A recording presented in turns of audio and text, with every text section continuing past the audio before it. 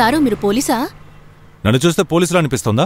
ఏమో నాకలా అనిపించింది, అందుకే అలా అడిగాను. పోలీసులంటే భయమా? నాకెందుకు పోలీసులంటే భయం?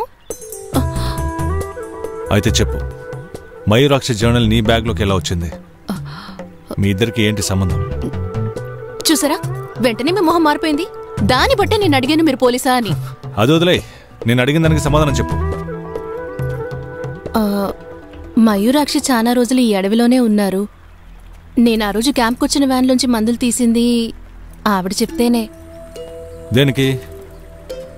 ఆవిడ దగ్గర మెడికల్ షాప్లో కొనడానికి డబ్బులేవా? అలాంటిదేమీ లేదు. కొంతకాలంగా ఈ గూడానికి మెడికల్ క్యాంప్ నుంచే మందులు వస్తున్నాయి సారు. కానీ అలా ఉచితంగా ఇస్తున్న ఆ మందుల్ని ఒక పెద్ద మందుల కంపెనీ కేవలం పరిశోధన కోసమే అలా ఇస్తుందని మయూరాక్షి నాతో చెప్పారు సారు.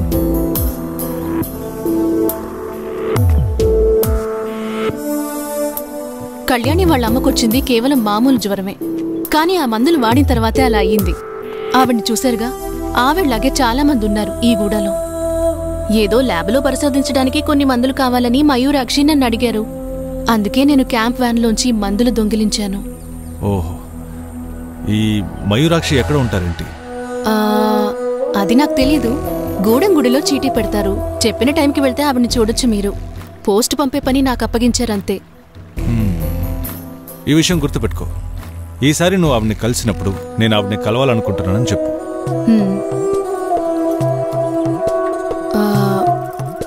మరి ఆ రోజు జరిగిందని మనసులో పెట్టుకోకండి. వేరే దారి లేక అలా చేశాను సారు. నువ్వు దొంగిలించడంలో మాత్రమే కాదు, తప్పించుకోవడంలో కూడా ఎక్స్పర్ట్ అని అర్థమైంది. ఇప్పుడు మీకు నిజం తెలిసిందిగా, ఇకనైనా ఆ సంచి తిరిగిచ్చేయండి. నేను చెప్పాను కదా మయూరాక్షిని కలవాలనుకుంటున్నానని. ఆవిడ్ని కలవమను, నేను నీ బ్యాగ్ ఇస్తాను. వెళ్ళు.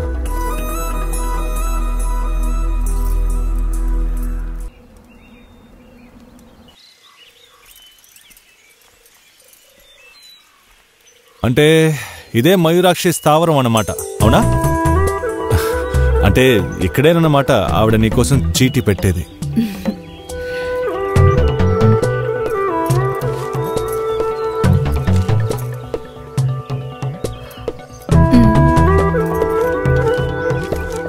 చుట్టూ శత్రువులు ఉన్నారు కాబట్టి రావడం కుదరలేదు.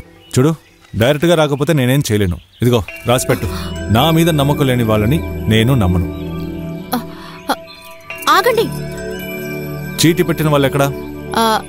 అది ఎవరు లేనప్పుడు పెడతారు. ఏంటి? సరే, ఇక్కడెందుకు ఇన్ని చీరలు కట్టున్నాయి? అది ఇక్కడున్న ఆదివాసుల నమ్మకం.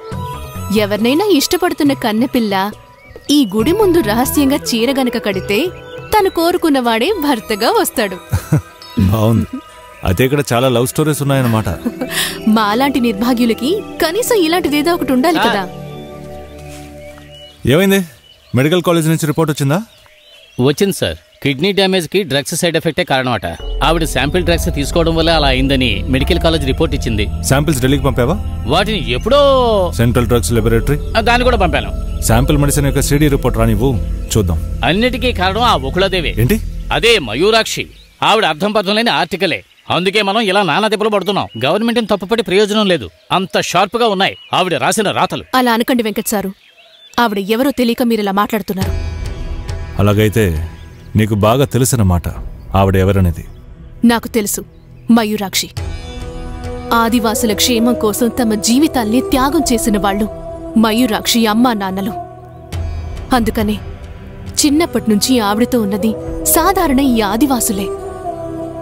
కొంతకాలం ముందు ఆదివాసుల్ని ఇక్కడ్నుంచి తరలించాలన్న విషయంలో మయూరాక్షి అమ్మా నాన్నలను తన కళ్ల ముందే తగలబెట్టి చంపేశారు. ఏడ్చిన కళ్ళని ఆవిడ తుడుచుకోలేదు. బదులుగా తల్లిదండ్రుల ఆశయాన్ని ఆవిడ కొనసాగిస్తోంది. వెనుకబడిన వారి కోసం ప్రభుత్వంతో అరాచక శక్తులతో నిరంతర పోరాటమే ఆవిడ జీవితం. వెంకట్ సార్ చెప్పింది నిజమే.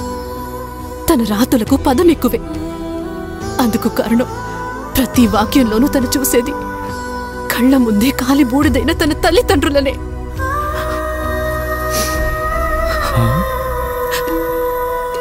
ఏంటి సార్, ఈ అమ్మాయి ఎందుకంత ఫీల్ అయి వెళ్తుంది? ఇక్కడ అసలు ఏం జరిగిందని? మయూరాక్షి గురించి తన ముఖం మీద ఎవరైనా చెప్తే ఫీల్ అవ్వకుండా ఉంటుందా వెంకట్? మయూరాక్ష? నేను ఏ అమ్మాయినాగా అన్నాను? ఆ కార్తీక కళ్ళల్లో నీకు అడవి పిల్ల భయాన్ని చూసావా? నువ్వు ఇప్పుడు విన్నది ఒక అడవి పిల్ల భాష. తను ఆవిడేరా, మయూరాక్షి అనబడే కార్తీక. మయూరాక్షి అన్నది ఆవిడ అమ్మగారి పేరు. తన నిజమైన పేరుని దాచిపెట్టేది భయంతో కాదు, ఇక్కడ జరుగుతున్న అన్యాయాల్ని కనిపెట్టడం కోసం. తనొక ఫైర్ బ్రాండ్ బ్రీడ్ రా, ఎ రేర్ స్వీట్ బ్రీడ్.